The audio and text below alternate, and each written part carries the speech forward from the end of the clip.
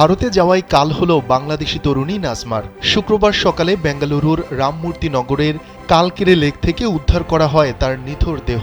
Police ও স্থানীয় সংবাদ মাধ্যম জানিয়েছে, অপরাধীরা এই বাংলাদেশি তরুণীর শুধু প্রাণই নেয়নি, এর আগে তার উপর চালিয়েছে নৃশংস পাশবিকতাও। পুলিশের প্রাথমিক ধারণা, তার মাথায় পাথর দিয়ে আঘাত করা হয়েছিল।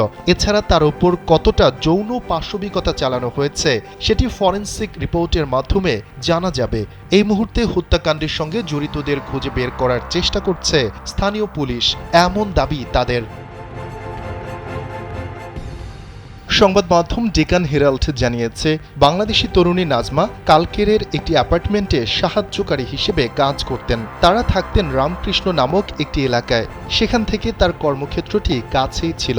গেল বৃহস্পতিবার ওই অ্যাপার্টমেন্টে কাজ শেষ করে বের হওয়ার পরেই তিনি নিখোঁজ হন। এরপর শুক্রবার সকালে পথচারীদের কাছ থেকে জরুরি বার্তা পায় পুলিশ, যারা নাজমার নিথর দেহ লেকের পাশে একটি নির্জন জায়গায় পড়ে থাকতে দেখেন। পুলিশ গিয়ে দেখে নাজমার মাথা ও মুখে আঘাত করা হয়েছে।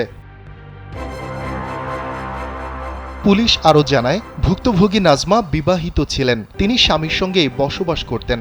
জানা গেছে, তার স্বামী সুমন বৈধভাবে গেল 6 বছর ধরে ভারতে বসবাস করে আসছেন। তার কাছে বাংলাদেশি পাসপোর্টও রয়েছে।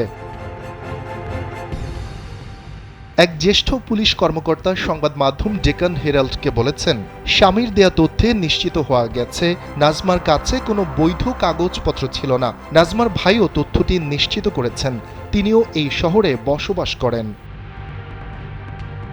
শফিকুল ইসলাম শান্ত, কালবেলা।